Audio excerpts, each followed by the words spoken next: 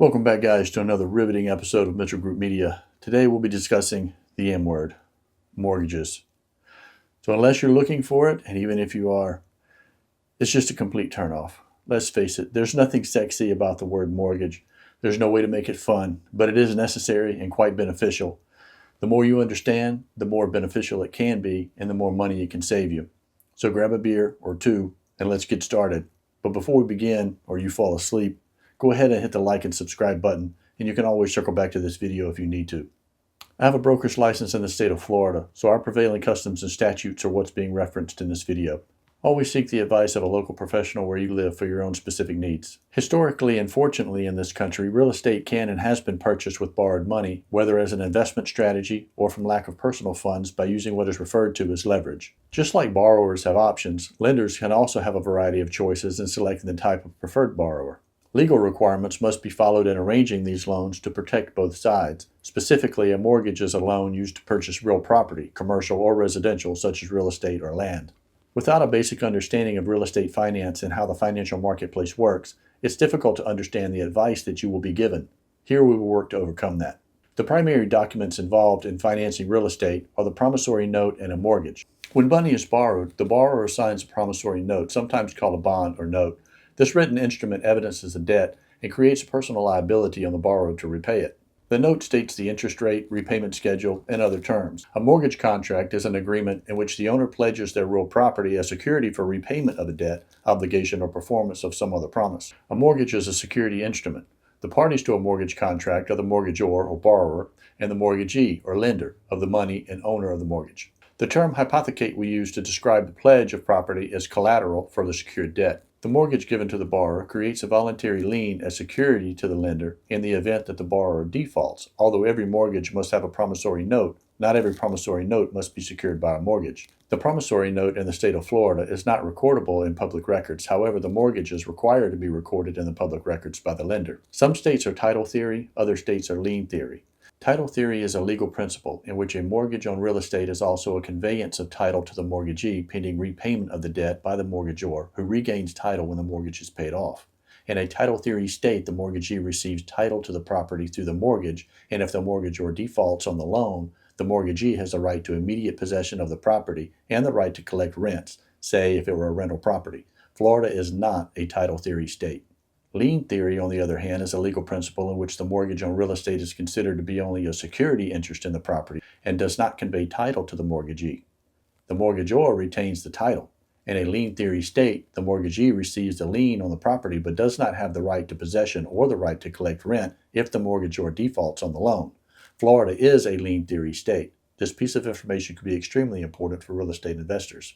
There are many elements and clauses of a mortgage contract that I won't bore you with. That's not the purpose of this video, and most are uniform and standard, regardless of the lending institution or where it comes from. I'm sure you've heard the term LTV or loan to value. It seems straightforward at first, but there are a couple of confusing elements to this principle.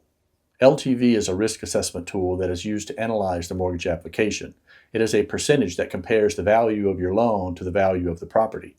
It's calculated by dividing the loan amount by the purchase price or appraised value, whichever is lower, to reach the loan-to-value ratio. This gives you a decimal number. Either move the decimal over 2 spaces or multiply the result by 100 to get your percent.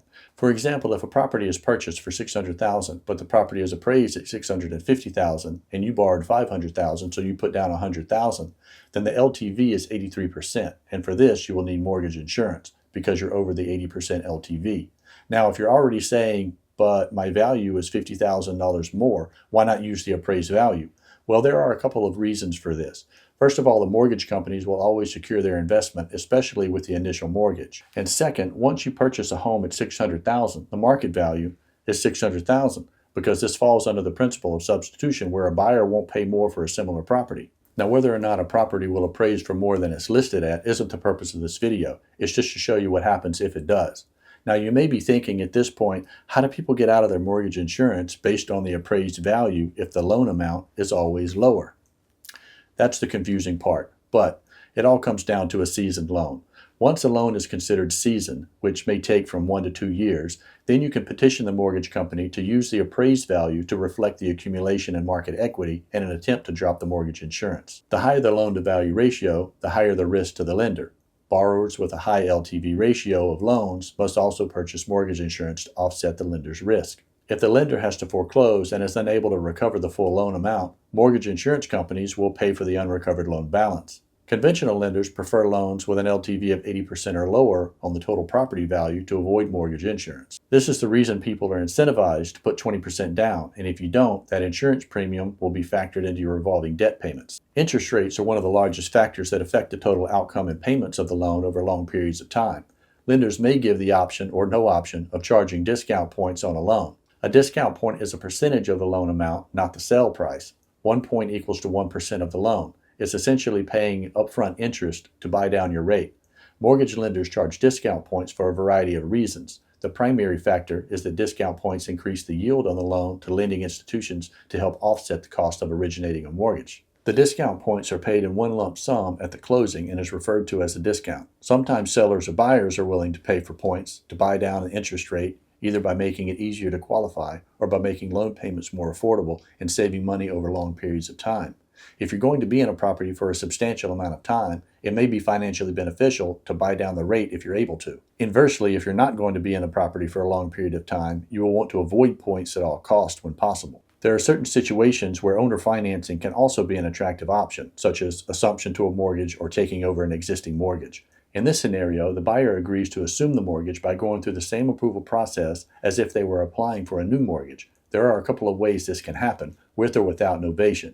In assumption with novation, the buyer agrees to assume personal liability for the note and mortgage, and the seller is relieved of any further financial obligation, and the buyer is solely responsible for the debt. Almost all assumptions are handled this way. Then there is subject to the mortgage, where the buyer does not accept personal liability for it. The seller remains responsible and holds title until the mortgage is satisfied.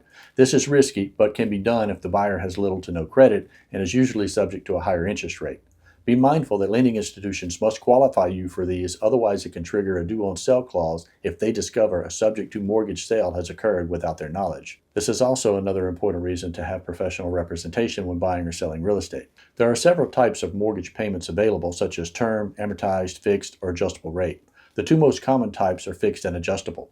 A fixed-rate mortgage has the same rate of interest for the term of the loan. Typically, fixed-rate mortgages have terms of 10, 15, or 30 years. Loans with shorter terms have higher principal and interest payments to amortize the debt, but the borrower saves money because the total interest to the lender is less. The adjustable rate mortgage, or ARM, allows the lender to adjust the interest rate from time to time. Such adjustments will result in increases or decreases in the monthly payment amount, the outstanding principal loan balance, the term of the loan, or all of these. Adjustments to the interest rate must reflect the movement of a single specified public index that has been mutually agreed upon by the borrower and the lender. By agreed upon, I mean the index in the mortgage that you sign. Let's discuss the two major types of loan programs. That's conventional and FHA. A conventional mortgage is a permanent long-term loan that is not FHA insured or guaranteed by the VA. Because conventional loans do not carry government insurance or guarantees, lenders will require private mortgage insurance, or PMI, on loans with down payments under 20%. PMI insures the lender for losses that may occur if a property is foreclosed and insufficient funds are available at foreclosure. The Homeowners Protection Act of 1998 requires automatic cancellation of PMI by the lender when the loan-to-value is 78% or less of the property's original value. Many lenders or service providers of conventional mortgages will automatically cancel PMI after 11 years, so stay on top of your LTV and your market value and get it removed as soon as you're at 78%. You will usually have to notify them in writing and request an appraisal packet for this purpose. Standard conventional loans may require a minimum of 5% down, but Fannie Mae and Freddie Mac conventional loan programs are as little as 3% down for first-time home buyers with a minimum credit score of 620. Most conventional lenders require a total monthly housing expense ratio that does not exceed 28% of the buyer's total monthly gross income, along with a total monthly obligations ratio that does not exceed 36% of the buyer's total monthly gross income. The Federal Housing Administration, or FHA, is a government-backed loan program. If there is a default on a mortgage, the lender does not incur any significant losses because the FHA insures the lender against that risk. The borrower is required to pay an insurance premium called the mortgage insurance premium in connection with the loan, and the initial MIP is one lump sum at the time of closing.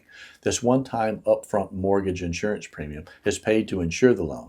The FHA also requires payment of an annual mortgage insurance premium divided into 12 monthly payments for the life of the loan. One major disadvantage of FHA insurance loans is the high cost of mortgage insurance. FHA requires at least 3.5% down, but only a credit score of 580.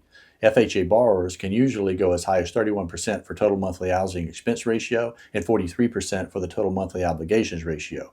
If you're not sure how to calculate the housing expense ratio and total obligations ratio, check out my other video on how to buy a home and where to start. The lender must provide you with a loan estimate within 3 business days of receiving your application. A good rule of thumb for calculating closing costs are anywhere from 2 to 6% of the loan amount. Once you qualify and receive a verified approval letter, you will use this and proof of funds to close to submit any offers you make on a property. The loan approval is usually good anywhere from 60 to 90 days. Your first credit check will affect your credit score from a hard check, but then you will have 30 to 45 days to apply to other lenders and shop around without the process affecting your credit anymore during this time.